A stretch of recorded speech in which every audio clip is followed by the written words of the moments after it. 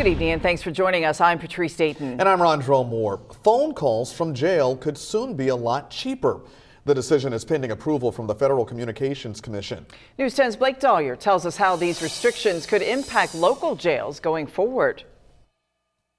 Picking up the phone and making phone calls out of jail could soon cost inmates less money. It comes from proposed federal legislation that would set a cap on how much they're charged per minute.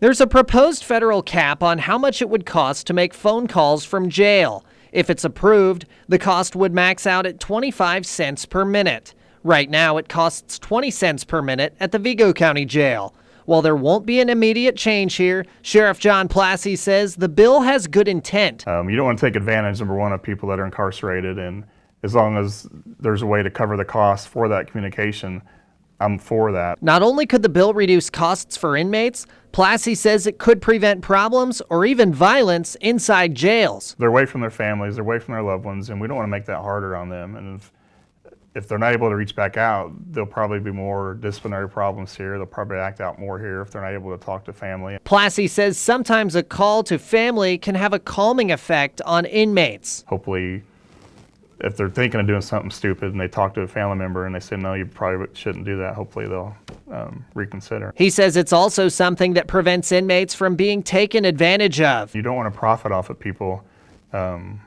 because they made a bad choice and end up in jail or in prison once they get convicted. Plassey says even if the cap gets lowered beyond the 25 cents that's proposed, they have some wiggle room because of the rates they charge now. Reporting in Vigo County, Blake Dahlia, News 10.